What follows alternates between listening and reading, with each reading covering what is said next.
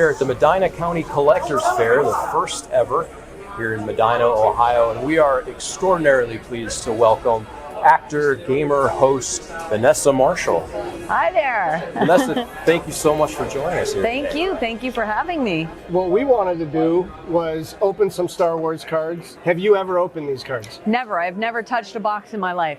So what we're looking for today in particular is Vanessa's signature character, Hera Syndulla from the Star Wars universe. And we're hopefully going to hit on that. Have you seen your cards? I have seen them. I've signed a few of them, yeah. Vanessa, how did you get into the voice acting world initially? What was it that sparked the realization that I can do this, I can create a career out of it? Well, I actually created a one-woman show with about 15 different characters, and I did voices, obviously, for all the different characters, and there was a voiceover agent there, and she recommended that I try doing animation. And so that's what I did. And I got signed at the agency, and I've been working ever since. So it wasn't much of a decision as it was a happy accident. Sure. Yeah. What was the first character that kicked that off for you? I think the first character that I played was Lipstick Lady number 3 and Paramedic number 2 on the Justice League. We did not score any Heras in this pack. Lots of dudes. Do you know those characters? Of course. Yeah. Yeah, Jar Jar Binks, I mean. Of course. Yeah. All right. So when you voice some of these, you're not actually like in the same room with them, right? Yes, we are. Oh, you are? Yes. Okay. Yeah. Since COVID, it's a little different. Wow, these are really nice cards. I love the feel of the cards. They're great. You got a Lando Calrissian. I got a Jar Jar Binks. There we go. No Hera yet. Let's see here. All right. The force is strong with this pack. Let's see how we do. All right. Yeah. Whoa, the Mandalorian. Grogu. And Qui-Gon. Of all the characters that you've played in different like video games or Star Wars, what's your favorite? Favorite would have to be Hera. Hera? Yeah, for sure. Whoa, Darth Vader. So the girl that was dressed up today and she's around. Yes, Hera Syndulla. She's somewhere. Have you seen a better one dressed up as her? She is on par with the best of selection. There are quite a few women who really are incredible cosplayers I've met. And the different cons that you go to, whether they're San Diego or Pittsburgh or wherever. Yeah. Do a lot of these cosplayers follow? Yes. Yeah. Yes, definitely. So you recognize them? Absolutely. I'm on a direct message chain on Instagram with all of them. We all communicate and compare notes on cosplay, and it's a very close community. So we're not getting any Heras.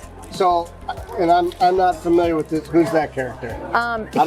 He's from Star Wars Resistance, Kazuda. Kazuda. That's a good. Yeah. And our sports fans may not know Grief directly, but that's Carl Weathers, of course. There it is. Hockey fan. All right, we're just going to keep trying here. We're hoping for some Hera energy. Bring the Hera energy, right? Woo! Chewbacca. Yeah. We got a Chewbacca. We got a Chewbacca, so you can't go wrong there. I know that Harrison Ford wasn't necessarily in any of these, but have you met him? And Never. Never? Nope. Cobb Van, Bail Organa. These what are about all Steven really Spielberg? Cool. Yes, I've met Steven Spielberg. Yeah? I was the voice of the Showa Foundation has an award ceremony annually, and they call it the voice of God. Yeah. It's like, ladies and gentlemen, Steven Spielberg. that was me at the event.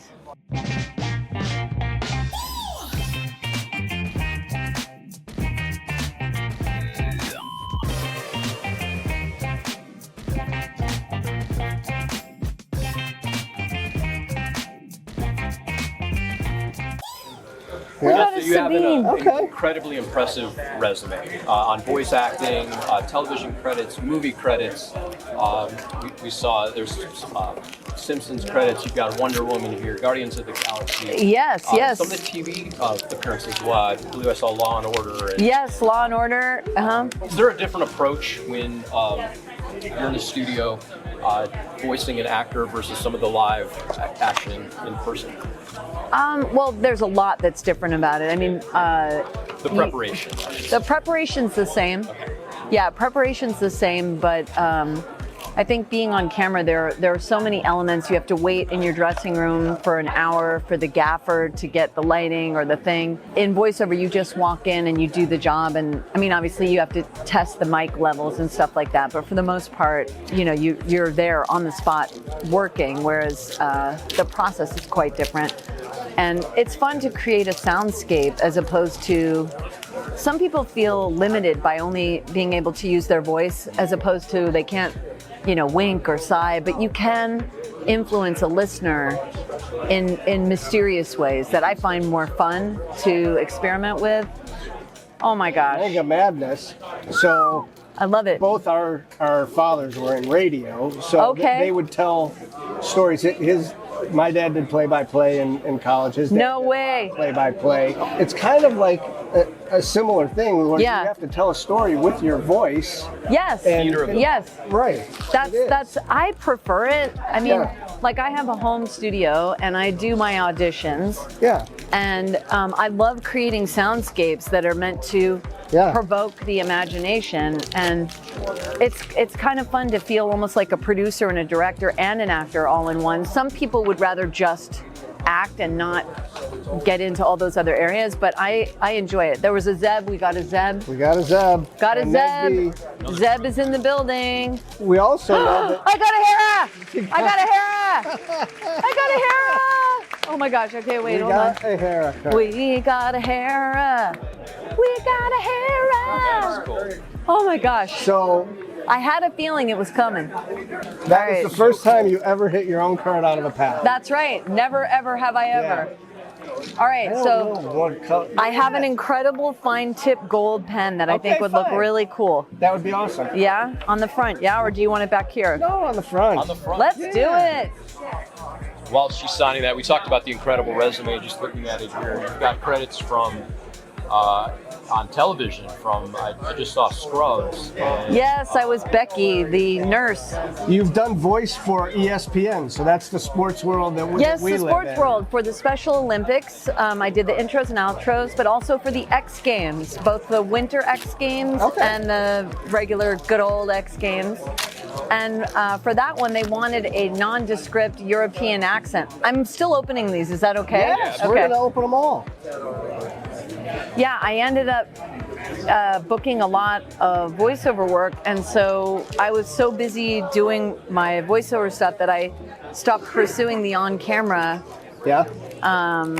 and I just never picked it back up again. But I enjoy it, and I love storytelling in any shape or form. So happy to. We know you're going back. You Oh, have, another Sabine. So you have something that you're voicing on Monday. Yes, quite a few things. Yeah, quite a few things. There's another video game that I can't tell you. Fair. eventually, we'll tell you. Yeah, a couple movie trailers that I can't tell you. Eventually, you'll see them. Eventually, you'll see them thanks to the non-disclosure agreements. I will leave it at that. Do you find voices that you then apply to characters, or do you find that once you're introduced to a role, you create the voice out of that? Well, there's a process of getting a piece of paper with language on it and then an image. And I look at the language, I look at the image, and then I ask myself, what would that person look, feel, sound like, think like, etc. How are they organized? What do they want? And then I would play around, and sometimes I come up with 3 different choices, and I'll record 3 different ways. And sometimes I end up mixing and matching all 3 of them, or picking one. And that's sort of the discovery of it. And then once I land on what it is, then that's what I do moving forward.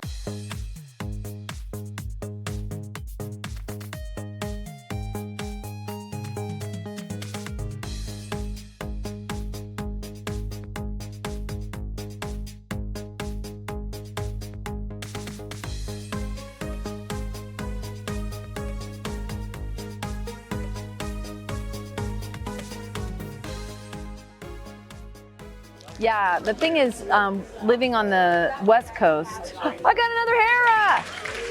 Woo! Got another Hera. What? Hey, Hera. Hey, Hera. Yay! Oh my gosh. All right, we're going to sign this one. That's right. How about this one? You sign it to Greenie Sports Cards, and we'll hang that in our office. Okay. And that'll be a cool one. Same. Yeah, that's awesome. Greenie. Okay. Yeah. There we go. That's awesome. Hopefully you can see that. As you mentioned and put on the resume, you have so many different voices. How do you keep them separated, and do you dream in different voices? And I do. When you step up to the mic, are you hearing different voices? Well, okay. Let's take your mom and your aunt and, I don't know, your next door neighbor. When you hear their voices, do you think, how do I keep them apart? Oh my God, who's talking? You know them. Yeah. Okay. These are people. These are characters. And so I know who they are. So I'm basically like letting them express through me, if you will. Yeah. So it's very easy to keep track because they're very different characters. Yeah. So I discover them in that way, so they are more organic. But if I had to go from the outside in, I wouldn't remember anything because it's too hard. Yeah. Hey, BB-8. Woohoo! Oh wow, another Qui-Gon. These are great cards. I love the feel of these cards. Well, I think I'm happy we found two. I'm happy that we found two. I feel pretty good about it. Yeah, that's right. All right, we got an Anakin, a Cad Bane, a Wrecker, and a Grief Karga. Wow. A Miggs Mayfield or Bill Barr. Love it. Both in Phasma. I like Miggs. K250. Oh wow, he's scary. There's a lot of Jar Jar Binks in these packs. I like the presume Jar that's Jar. a common card. Yeah. Are there more Star Wars movies in the future? Do we know? Call Dave Filoni. I don't know. You got to call Dave. He's the only one who knows. Yeah. Okay, you get the last one. The last one. Let's see how we do. Actually, will you open this for me? Yeah. Perfect. What's your name? George. Hi, George. Perfect. Okay, who's in there? Get a Hera. Okay. Jar Jar, Grogu. Thank you. And here, George, you can have the autograph that she pulled out of the pack herself. You want me to make it out to You want to put your name on it? All right, here we go. Here we go. Well, we're glad that we could open some Star Wars and Yes. find a couple of your cards. And we appreciate you coming out to our I'm little so town in grateful. Medina, Ohio. You know what? I hope I get to come back. Well, our thanks to Vanessa Marshall and Operation Fandom and Greenie Sports Cards out here at the Medina County Collectors Fair. Thank you so much for joining us. Thank you. Greenie, for having us. Thank you very much. Thank you for having me. And I'm so grateful I got to open my first box. That was This awesome. is crazy. And Cool. we got two Heras. I don't think it gets more magical than that, Yep, frankly. that's awesome. The Force was strong with us.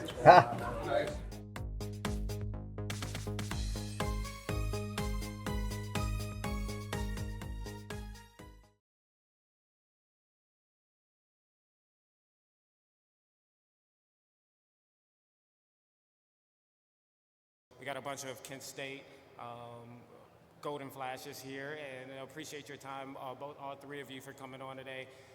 But let's get into it. I think this is a great event put on by Greenie Sports, and just kind of want to talk about not being from the area, but you also being from the area and now being able to be a part of an event like this. After your career, what seeing something like this and being a part of something like this, what does it mean to you? It's pretty cool. See people come from all over and see a passion, what they like and what they're doing, and trading cards and getting cards, and it's a good event. I love coming back and being surrounded by things like this. Mm-hmm. Now, how about you two? Obviously, with like NIL and all those things going on now in the college game and the NCAA game, how have you been able to do events like this? To get out and more in the community, but also build your brand, around football and around athletics. Yeah, most definitely.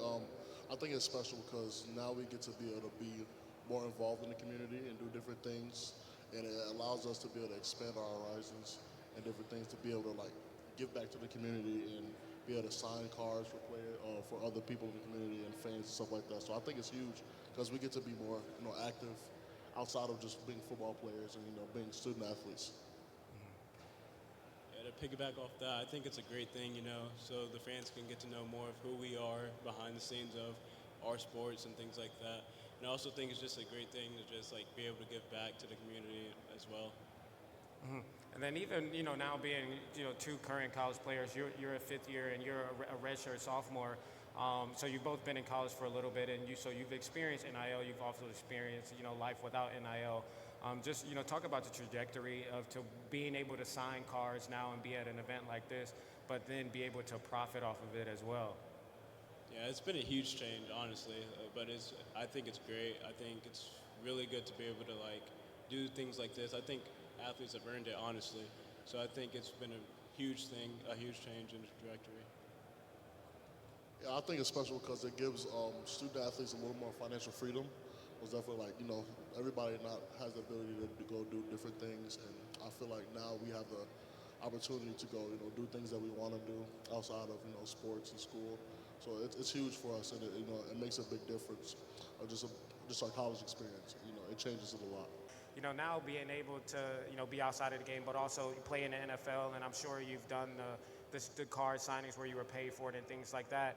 Kind of talk about your experience with it and, being able to experience that as a professional player, but not as a college athlete like them. I think, well, for college athletes in their situation, I think it's well deserved.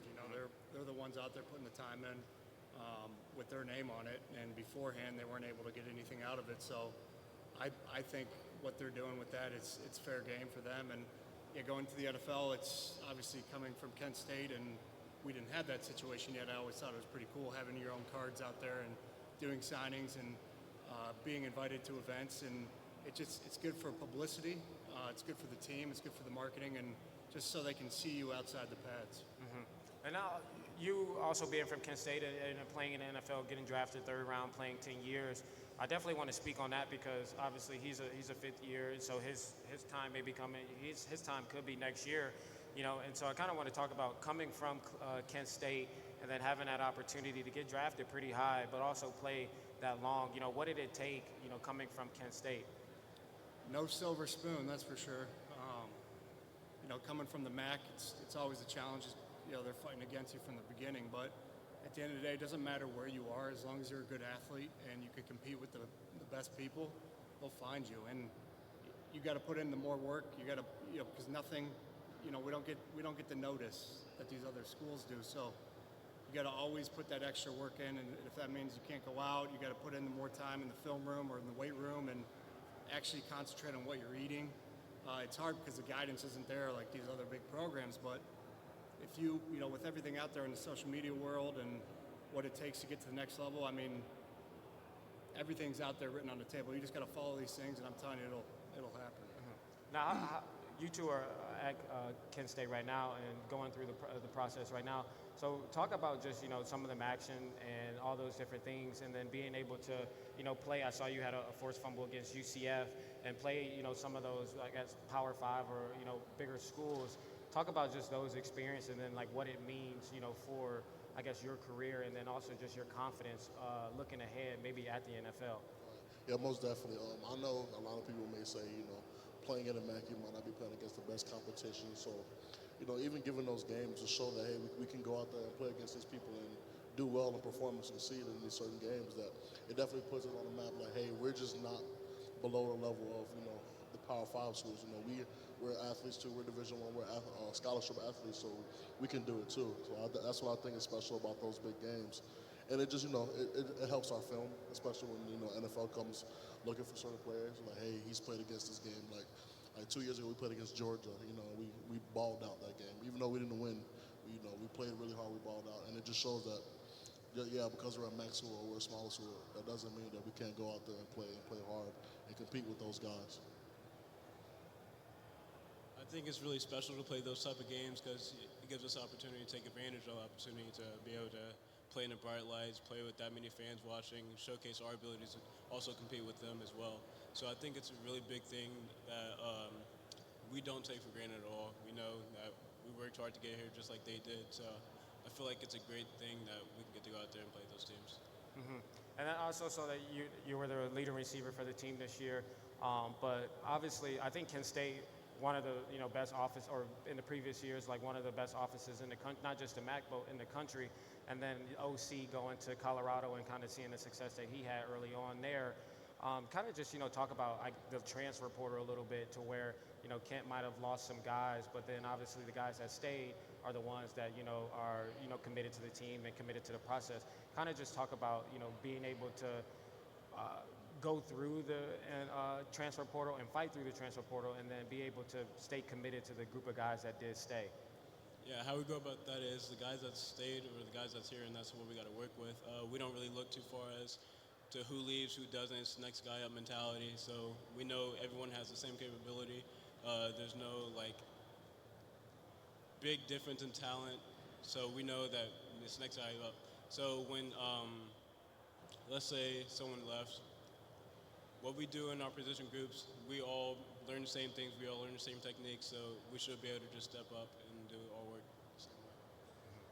Yeah, I want to segue to the journey to Kent State for all of you. Brian, I'll start with you. Being from the Cleveland area and pretty close to Kent too, growing up in Hudson and going to Hudson schools, and then being able to eventually commit to Kent State. Kind of just talk about the upbringing in Hudson and maybe what led to going to Kent State, because I saw you had an offer from Syracuse as well, but obviously decided to stay home and play in the MAC. Yeah, coming out of high school, I wasn't heavily recruited. I think I was like a 3-star guy. Had most of the MAC schools, had a few of the other schools as well. Syracuse was my first offer my sophomore or junior year. And it's one of those things that, it doesn't matter where you are. If you know what your path is and what you want to put your mind to, they'll find you. So I knew Kent State was a good fit for me. I was close to home, close to family, and still played in a great competitive league. Maybe didn't play the top teams every weekend, week in and week out, but we had our moments and we had our times. And my senior year, we had an amazing team. We had coaching changes throughout the season, but my senior year, we had a great coaching staff. Everyone bought into the program, and we were a top performing team. So it doesn't matter kind of where you start, but people always doubt the MAC or have, thoughts about the MAC, but I think it's a really competitive and strong football league. Now, how about your journeys? You're from Indiana, and let's see, how about you? Chicago. So coming both, not like Brian growing up in the Cleveland area or just in Ohio in general.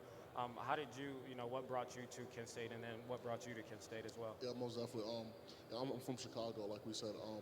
But it's mostly just the community aspect of Kent State. Like, the community is so strong and so welded together. That's what really drove me to come here. Like, I loved every part about it.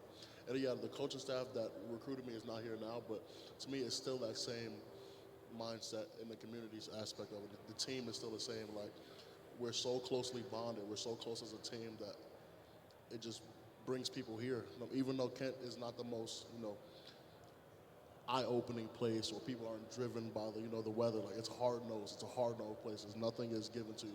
It's very, we don't get a silver spoon when you come here. Everybody has to work hard, really hard. So that's just kind of what drove me about it. Like, nothing's easy. You have to work really hard to be here and to perform and do well here. So that's why I really love the thing about Kent, because nothing comes easy to you. But that's what I like about it. What chose me to choosing Kent was coming on my official visits and things like that, and also game day visits. I seen how well the athletes bonded together. I seen how well the fans treated the athletes, and how the little kids looked up to the athletes so much, and I really enjoyed how that played out. So that's what really drove me to commit to Kent State. Now, did you have any other offers coming into Kent State, or coming into your decision to go to Kent State? Yeah, I had a couple. I was a 2-star. I had a couple offers from Notre Dame College. I had one from Indiana State, places like that. But yeah, Kent State was probably one of the best decisions I made. Just looking at I met with CJ West on my visits, ate dinner with him, asked him questions about how the campus life was toward the campus. I fell in love with the campus immediately. So it was just things like that. I kind of want to get the conversation going, I guess, between all of us, but because obviously you're going through Kent State now, you went through Kent State. I want to kind of see if there's some differences, similarities. Maybe that led you to Kent State, that led y'all to Kent State, but also during the experience, like if there's a dorm that you stay in, or a food hall that you go to that you could like connect on memories or anything like that. But definitely, like I want to get the conversation going. Like we had the Rat Scaler. That's where we ate. I don't know if that's a thing anymore, but before camp, I mean, we were in there at 6 a.m. It was on campus, and they would bus us over. I don't think you guys eat there. I don't even know if it's a thing anymore. The dorm I stayed at was the one right next to the Mac Center. I forget the name of it. Right across from the side entrance, right off to the left. I forget the name of it. But some athletes were there. Or Dunbar. Oh, Dunbar. Yeah, D Block. Yeah. That's where a lot of guys were at. Yeah, I'm sure a majority of the things are the same, but I mean, as far as downtown, everything has like changed drastically. I mean, the amount of things that they've added, restaurants, places to go out, it's totally different. That whole new street, that Acorn Alley, none of that was there. We had the Robin Hood, we had Brew House, and Water Street. Those were our bars. But now they got a bunch of options to choose from. Yeah, before like you said, our new dining hall now that we go to is Eastway, and they actually had one built like within the past couple of years. It's called the DI Hub. It's a newer, like a more advanced dining hall. But yeah, the main one's like pretty much Eastway, and like coming to Kent, my first dorm hall was like Dunbar, like you said, D Block. Yeah, D Block. We know about that. And then I transitioned to the newer building, the Tri Towers, and I stayed in the Liebert Hall. Oh, nice. So that one was pretty nice. That's a newer thing. But like you said, like even the downtown area is just so nice compared to like the older pictures I've seen or talked to the older cats that graduated from Kent years and years ago. So yeah, I've seen the change that's happened. We're always building new buildings now. We got a new business building coming. So that's pretty cool to see in the Kent State community. Yeah. So back on that. On my visit, I came to your room at Liebert, and I saw how nice that was. So that made me want to stay in Liebert. So I stayed in Liebert my freshman year, and then I transitioned to Eastway my sophomore year. So, and then downtown area is so different than the pictures I saw. So like when I first committed here, I looked up pictures of downtown area, like looked at all that. I was like, oh, like looks kind of older. And then once I get there and I see it at night and everything's lit up and things like that, and it's like that back road with the brick like walkway by Mike's place and all that, Ray's place. Yeah, that's pretty nice. So it was really cool to like look at the transition through all that. Yeah, at Notre Dame, we didn't even get to pick our dorms, and we also didn't have co-ed dorms either. So it was just like the all guys dorms and then the all girls dorms. So that was a completely different experience, but still some fun times, but more like a frat and sorority type of vibe. So I love like hearing different stories and just getting people's different experience. Our downtown, and we don't even have a downtown like near campus, so kind of got to go a little bit of ways to find some fun. But no, and I definitely know Kent. Kent party. What is it? Kent read, Kent write. Can party. Yeah, they can party for sure. But no, but I want to talk about kind of just, and you probably experienced this maybe more in the NFL. They're kind of going through it now with NIL, but just the business of sports. And obviously we're here, at a card show that's surrounded, and about sports. Kind of just, talk about your introduction into, I guess, the real world, and then maybe if there were some mistakes that you wish you might have known earlier in terms of business that you would maybe want to share with them to like give them some insight. With what I'm doing now? Or just as far as contracts or just NFL stuff? Yeah, so at first I thought it was pretty wild. Like people were paying me, they want to see me, they want me to shake hands and get my autograph. I thought that was wild because, like I said, coming from Kent State, during that time before these NIL deals and all that, it wasn't really like a thing. Our senior year, like I said, we had a good run, so it kind of brought me into that. But my first experience was at the Senior Bowl when we were doing card signings and sitting at the tables and meeting all these NFL coaches and stuff. But the contract stuff, it's when you first get drafted, it's pretty much all set in stone, right? You're really working for that second deal. But when it comes to that second deal, it's your job to go out there and perform, right? But your numbers dictate, it's all dictated on how you play. So I didn't really have a say on the numbers and what I thought I should get. My agent, you know, they kind of handle those things. So as far as a business aspect from the NFL, I didn't really have to worry about that part of it. It was just more going out and performing. That was my job, is to perform. If you want to get paid, you got to perform, right? So it's definitely it's a wild ride. You see a lot, you meet a lot of people, and not on top of that, but when you go into the next chapter of your life, it sets you up and gives you great connections and connections that you can fall over, and it's great conversation, right? It shows people your work ethic. I mean, not only the NFL, but college athletes, if they don't make it to the next level, you know, if they have on their resume that they're a Division I college athlete over someone else, they're going to hire you because they know your work ethic's there, right? They know you're used to waking up early, grinding through hard days, working late.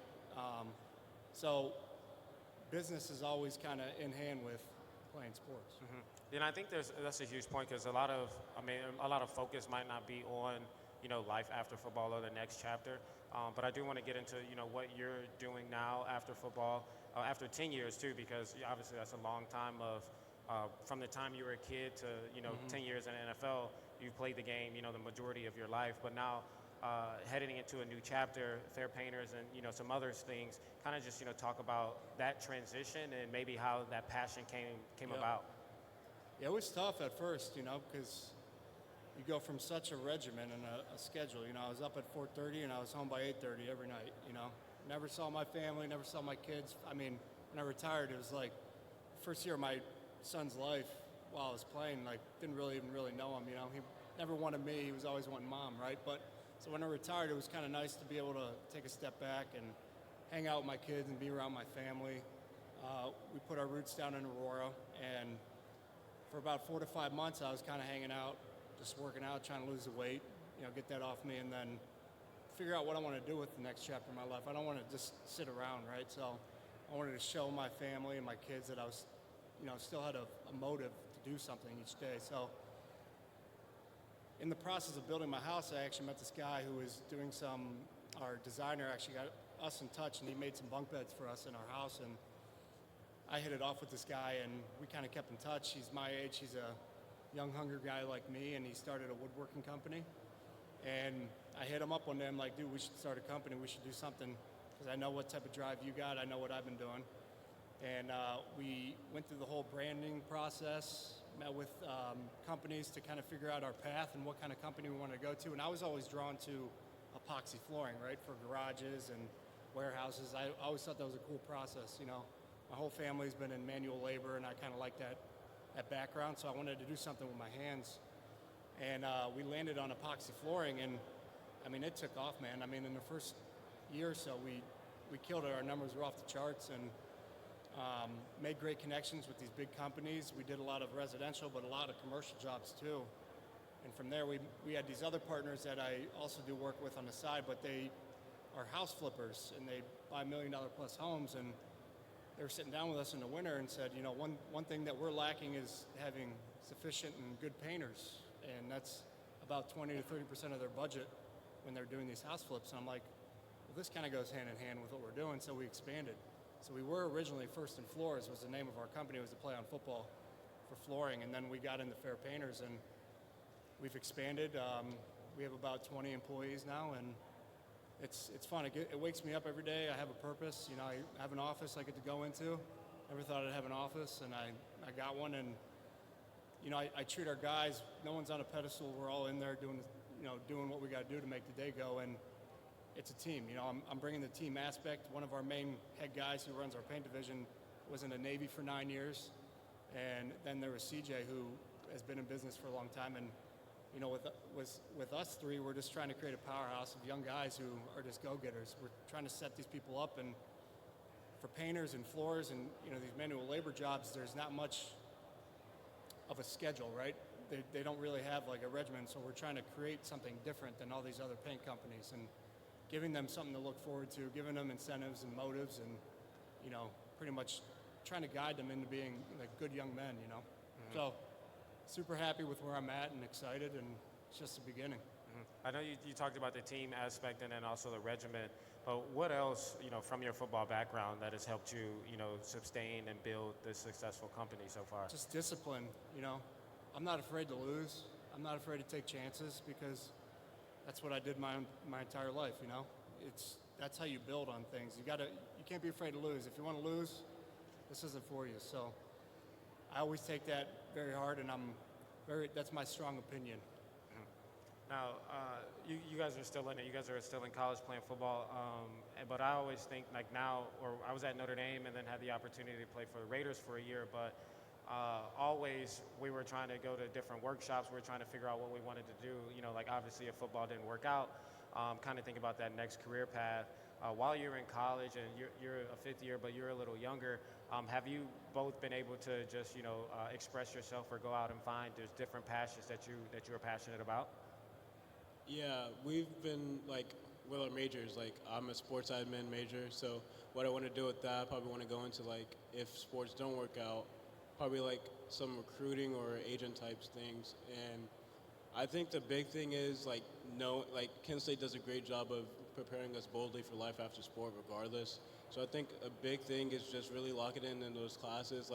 I do some, not sponsorships, but I go and watch people. I go work at Vince for my practicum classes. I do things like that just to prepare myself if sports didn't work out. So I think Kent State does a great job of doing that. Yeah, for me specifically, I'm a public speaking major, so I slowly kind of found a love for public and motivational speaking. So if sports never worked out, that's kind of the route I would probably take. And I also love working with kids.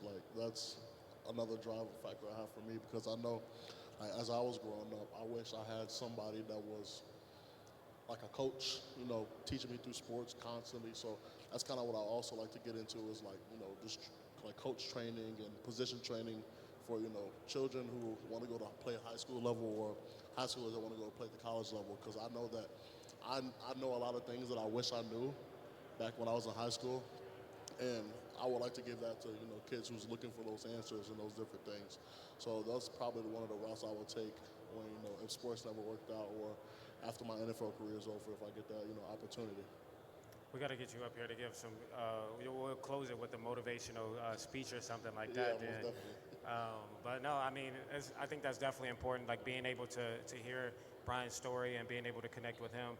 Obviously, I think, obviously at the end, you both all should connect just because he's doing something local and he has opportunities to even, throw you some NIL dollars maybe and do some marketing, for his business. But no, I think it's important, obviously, to connect with the alum and connect with the boosters and just the people that have gone through, what you're going through now. And so has Kent State been able just to provide, that opportunity and bring just, program familiar faces through the building, people, that have businesses and, or gone to the NFL, gone to play professionally. Talk about that a little bit. Yeah, most definitely. Kent State does a great job, and especially Coach Burns. He does a great job with that. During the spring and sometimes during the season, we do these things called, we bring in somebody that works for business or that gives us life advice because, not everybody has the opportunity to go and play football at the next level. So we bring in these people to give us life advice on these things that we may not ever knew or like something like how to build your credit. These are things that it brings people in to teach us, or even some people may not know how to change a tire. So that's somebody who brought us in, or how to properly buy a suit. He teaches us things to become a man, and if football never worked out, you need these skills because that's how you're going to be able to live life without sports. You have to become a man eventually and be on your own eventually. So those are different things. And even just the school itself does great things. I know my junior year, we had this this event where there were Kent State graduates who came back and kind of just told us hey, this is how I started my business. And all these people, they played sports as well. They were all athletes, and they all came back to tell us this is how I kind of moved on and transitioned into life after sports. And some are business owners, some working corporate businesses, some people may do athletic training or different things like that. So they kind of brought those familiar faces that, you know, who graduated from Kent and kind of just gave us how they transitioned onto life after sports. And they do a great job with it. You know, I've talked to different people who are Kent State graduates that, you know, give us advice on those different things. So it's really helpful, you know, if football never works out. So that's great. Yeah, we could. I definitely want to talk about some Kent State moments too. You know, I think like you talked about your senior season, you had some great moments. The team had some great success individually. Like you had a great play against UCF, but also a number of tackles against like Texas A&M, some bigger schools. You led the team in receiving, you know, this past year. I kind of want to touch on, we can start, you know, right to left, my right to left, but just, you know, some of the memorable moments that you had, you know, maybe as a student at Kent State, but then also on the field at Kent State.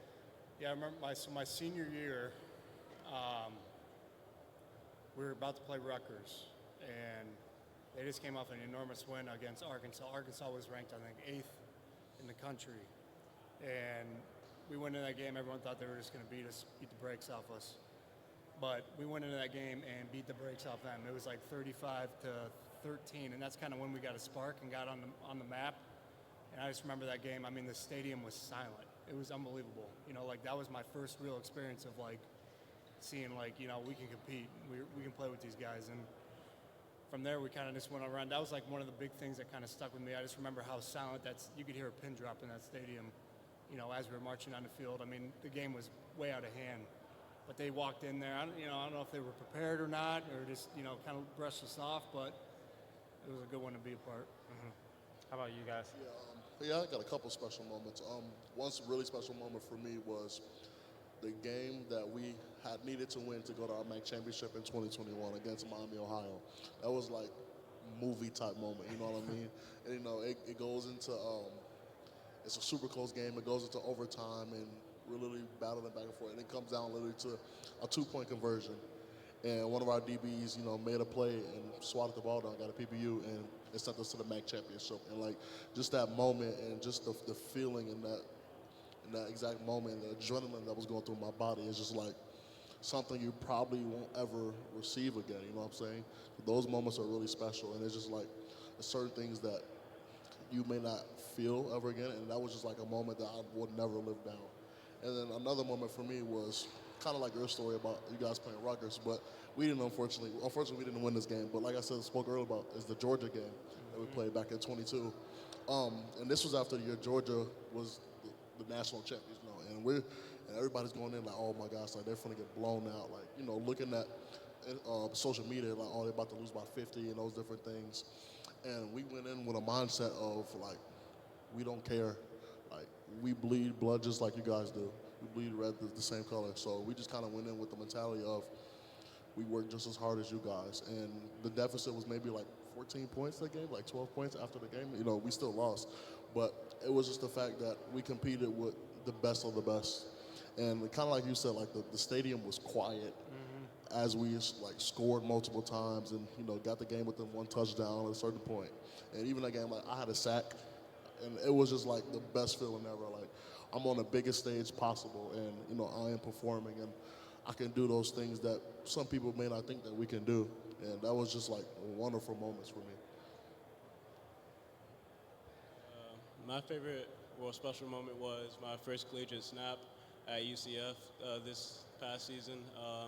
The adrenaline that was going through my body was like unreal, and I caught my first pass, took it 75 yards, and you know, that feeling just does not go away. Like, you know, it's like all my hard work paid off. I felt like everything was like falling into place for where I needed it to be, the confidence that sparked in me. So to know that I can compete with these guys at a high level, so I feel like that was my very special moment. I wonder what you thought, like, your first catch of, you know, the season, you was like, oh, like, the next catch might be a touchdown too. But just like talk about just I guess, throughout the season, you know, just the confidence that gave you, just remembering back to that moment, knowing that, like, you did it against UCF, but what type of confidence did that give you, you know, having your first catch on that stage be a touchdown for the rest of the season? I just felt like my confidence continued to grow after that. You know, week in, week out, putting in the work during the week to be able to display it on Saturdays and things like that. I just felt like it was a big first step to like showing my true potential to where I can really get to. We do have to talk about Maction. I think it's very unique that, during the football season that there are only a few teams that get to play, during the weekend.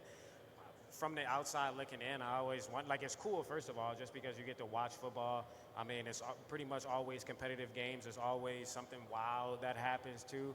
But just being able to, be in front of the TV and watch it, but I don't necessarily know, I guess, the ins and out of the practice schedule. Obviously it's completely, if you're playing on a Wednesday versus Saturday, the practice schedule may be completely different. You may have to practice on a Sunday or anything like that. And then also have class the next day after the game.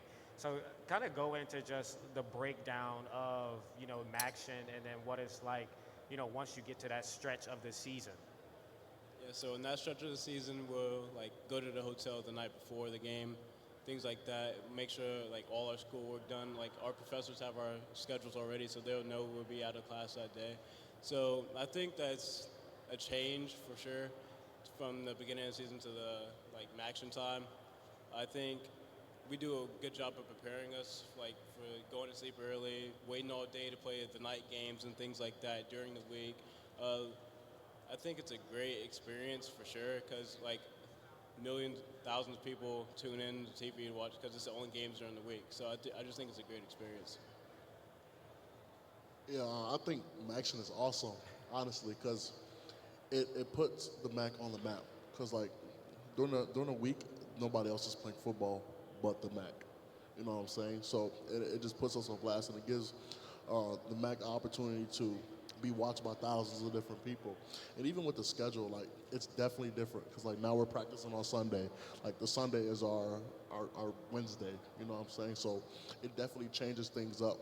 But it's just all a process, and we just continue to follow that process every day. And for us, like, yeah, we'll get like a bye day, and then the process is very similar. So we think of a Sunday as a Wednesday, even though it's not, the days are different. This is our mindset. That's how we think it is. So Sunday we come in and we go to work, just like if it was a regular week game.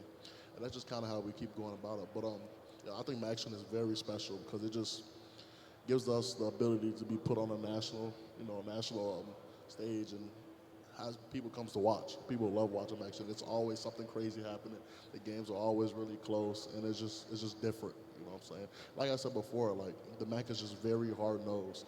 By the time we get to Maction, it's cold outside and it's freezing, and then every now and then it might snow. So it shows like how hard that you actually have to work, and it just shows the grit behind the players in the MAC. Because the Midwest, the weather is not good at all. You know what I'm saying? And it can just change, and it shows that hey, no matter what the conditions is, no matter what adversity we may face, we're going to go out there and fight with our brothers. And that's like the biggest thing that those midweek games kind of show about us. How's that day after the game or class after the game, especially after a big win? A college kid might want to go out and have fun or anything like that. But what's that like, having to go out there and play? Like you talk about rain, snow, cold game. And it could be a huge win, but then you got maybe that 8 a.m. Or 9 a.m. class the next day. Yeah, it's definitely something that takes getting used to. Like even the day before the game, if you have class that day, like you have to go to your class, then you travel to the hotel later on. You know what I'm saying? So like that's just like another process to get used to. But it's you get the hang of it once you play 2 or 3 Maction games. I've been here for 4 years now. I've played a couple Maction games, so I just really take my experience to help the younger guys be able to deal with those midweek games, because I know if you have a game midweek, you might, get behind in school or something. So just kind of taking that process and keeping up with your things and keeping your schedule right, nice and tight, and just honestly just keeping that same process that we always do. So yeah, the weekdays change, but our mentality has never changed. So that's the same thing we go about it. And after a big win, we just be humble about it. Wake up, go to class the next day, watch film, and then get ready for the game next week. Mm-hmm. Now, I want to kind of segue that into your NFL career and, playing, during the week to where now in the NFL, where you got to the NFL, you played on Monday nights and Thursday nights. Did that Maction, activity at all help you, transition to the NFL when you had a Thursday night or a Monday night game? Yeah, it did. But like he said, it's just one of those things you just got to change in your mind the work week. It might be a shorter work week when you're playing Thursday night football, and then you have to prepare to play the following week. That's always tough, but they do a good job with preparing you and getting you into the situation that you need to be in. But it was, going back to the Maction, it was the time where we were able to actually watch the games, because when I was playing, I wasn't able to see any of the games or any of that. So a lot of betting went on in the locker room when the Maction started coming out. And then I was able to tune in, which was great, because I always still follow them and I'm close with them. So I want to make sure that I was able to watch them. So it's a cool experience. But going back to playing, Thursday night games were, it was a quick turnaround after playing from Sunday. Your body's beat up. It might not be as physical during that week. It's more of, helmets and more film. But they do a good job preparing you and getting you ready for those games. Mm-hmm. I even saw the NFL's looking at Wednesday night games now. They're trying to continue to add more games, more weeks. So I don't know about all that. That's a tough one. That's a tough swing. I mean, people are always complaining about Thursday night games, especially later in the season. As you get more banged up, it's a tough turnaround. But early, I was always praying for the early Thursday games. Because you're fresh. Yeah. Even you playing, maybe a few years ago, but I guess your prime, would be in your prime was a little earlier, and the rules of the game were completely different, at that point. And now we see, tackling the hip drop tackling now being taken out. In college football, they got the targeting call that that knocks you out of the game. Kind of talk about when you were in college, or and then maybe even the start of your NFL career, how some of the rules may have changed. I think personally, kind of football is getting a little soft in the NFL. That's just my personal opinion. I do understand protecting players and the longevity of players. The hip tackling, I have seen some nasty injuries with that. The drag down tackles for running backs, and I get that. But as far as everything else, so when I first came to the NFL, I had Nick Mangold, I had Brickishaw Ferguson and Willie Cologne. They were all 7-8 year vets, and then I was starting at left guard. So you couldn't complain about anything, with those guys, because even before me, the rules were even different. But I think football needs to be hard-nosed, man. That's the way I always played it. That's the way that, that's what kind of got me to that level. And I just don't want them to go too far away from it, because, the fans want to see action, right? At the end of the day, they want to see contact. They come for it's a show to them, And if they continue to change these rules and make them, protecting players, like I said, I'm all about protecting players, but there's got to be a fine line, Yeah. Now, you on the defensive side of the ball, we'll get to you in a minute to see if you like the targeting rules and all that. But you on the defensive side of the ball, what are your thoughts, on obviously the new NFL change, but also some of the college changes as well, like targeting and some of those things? Yeah, I feel like those rules causes us to become smarter players in some way, because now we have to kind of think about how we go in and make these hits. Yeah, I understand it's protecting each other, but sometimes things just don't line up exactly how the rules want them to. You know what I'm saying? The specific angle that we might come at might require us to hip drop somebody. You know what I'm saying? It's just how the game of football is. It's literally a game of inches and seconds, milliseconds. So it just all really depends on the exact moment and the exact angle that we're coming and making hits. But I mean, it's tough as a defensive guy, making sure that when we hit a ball carrier that we're doing it the right way, because it kind of slows us down a little bit in some sort. But I mean, it's about protecting the players. So, but it's definitely tough, coming from a defensive perspective. Now, you on the offensive side of the ball, a skilled player, obviously. Knowing that, some of these rules are in place, how does that make you feel? Maybe if you're running a dig route or running a slant, it could happen, but, most likely that it probably won't, just because knowing that player might get kicked out. How does that, how do you, run your routes maybe different or anything like that?